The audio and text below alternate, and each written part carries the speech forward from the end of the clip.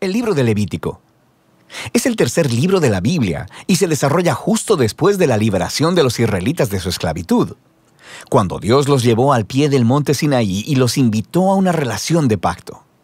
Ahora, ellos rápidamente se habían rebelado y quebrantado ese pacto, y Dios quería que su gloriosa presencia viniera y viviera justo en medio de Israel mediante su tabernáculo. Pero el pecado de Israel ha dañado la relación.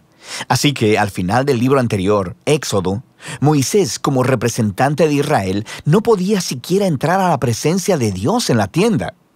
El libro de Levítico inicia recordándonos este problema fundamental. Dice, el Señor llamó a Moisés desde la tienda. Así que la pregunta es, ¿cómo puede Israel en su condición de pecado y egoísmo ser reconciliado con este Dios santo?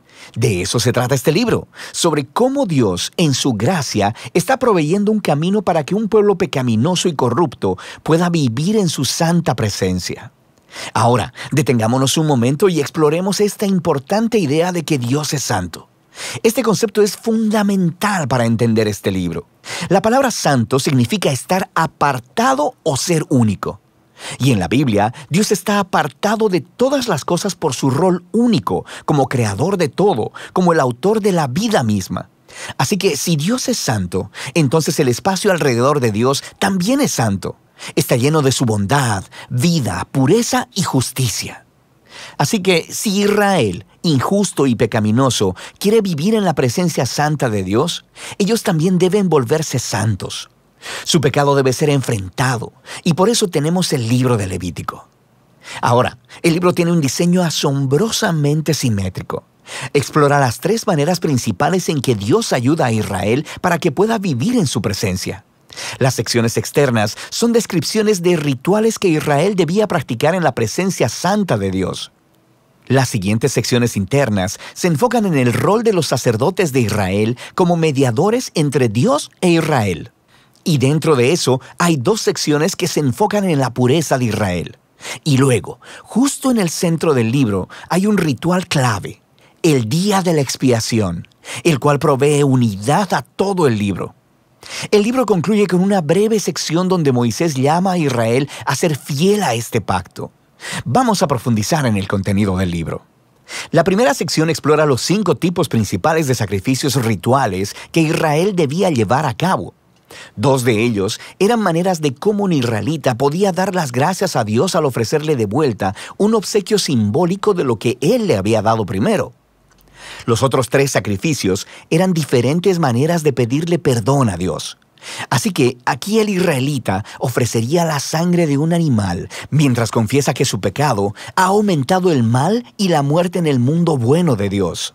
Pero Dios, en lugar de destruir a esta persona, por supuesto que quiere perdonarla.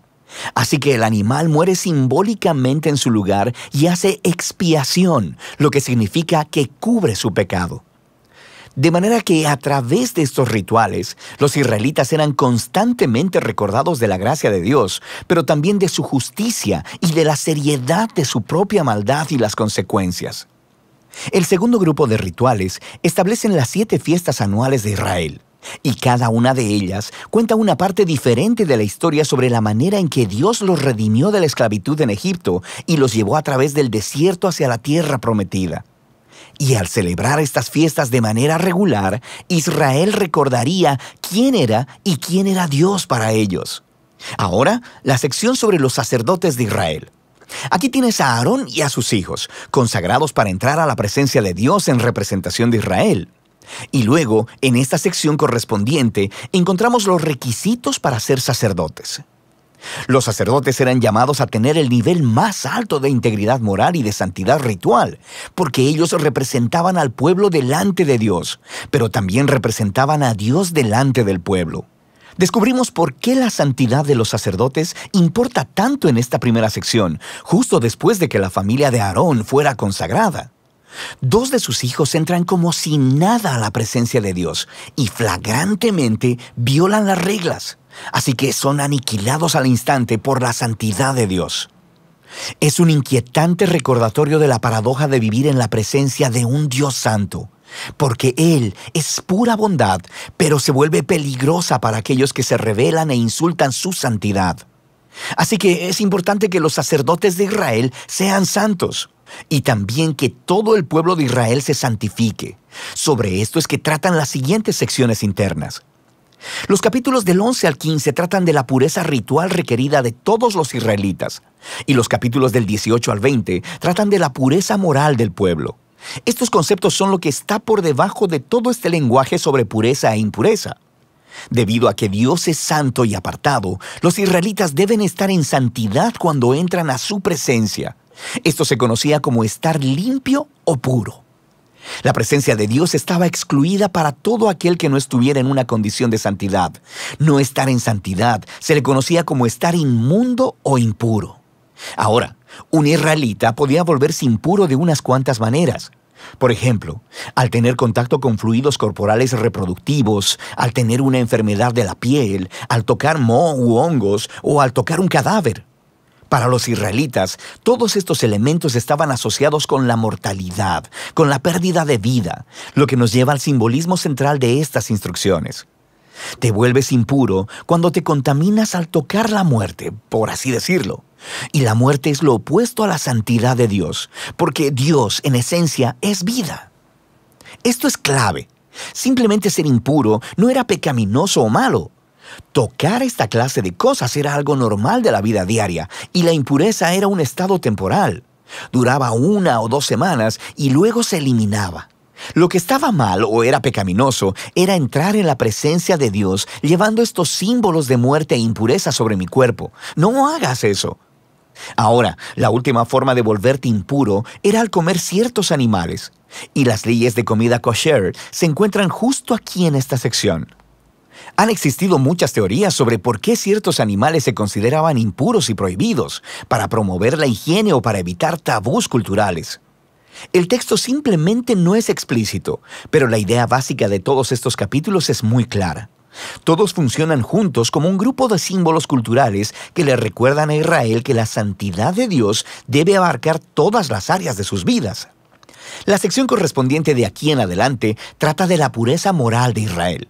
Los israelitas eran llamados a vivir en forma diferente a los cananeos. Debían cuidar del pobre en lugar de ignorarlo. Debían tener un alto nivel de integridad sexual y debían promover la justicia a través de toda su tierra. Ahora, aquí en el centro del libro nos encontramos con una larga descripción de una de las fiestas anuales de Israel, el Día de la Expiación. Probablemente, no todo pecado y rebelión de los israelitas sería cubierto a través de los sacrificios individuales. Así que una vez al año, el sumo sacerdote tomaría 2 machos cabríos. Uno de ellos sería ofrenda de purificación para expiar los pecados del pueblo, y el otro se llamaba el macho cabrío expiatorio. El sacerdote confesaría los pecados de Israel y simbólicamente pondría su mano sobre este macho cabrío y luego sería enviado al desierto. De nuevo, esta es una imagen muy poderosa del deseo de Dios de que el pecado y sus consecuencias fueran quitados de entre su pueblo, de modo que Dios pueda vivir en paz con ellos.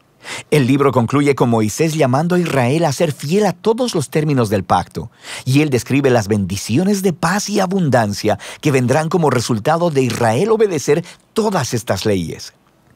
Él también les advierte que si son infieles y deshonran la santidad de Dios, resultará en desastre y eventualmente en exilio de la tierra prometida a Abraham. Ahora, si quieres ver cómo Levítico encaja con la gran narrativa, es útil mirar la primera oración del siguiente libro de la Biblia, Números. Comienza diciendo que Dios le habló a Moisés en la tienda. Así que podemos ver que Moisés ahora es capaz de entrar a la presencia de Dios en nombre de Israel. El libro de Levítico funcionó. Así que a pesar del fracaso de Israel, Dios proveyó una manera para que sus pecados fueran cubiertos, para que Dios pudiera vivir en paz en medio de personas pecadoras. Y de eso se trata el libro de Levítico.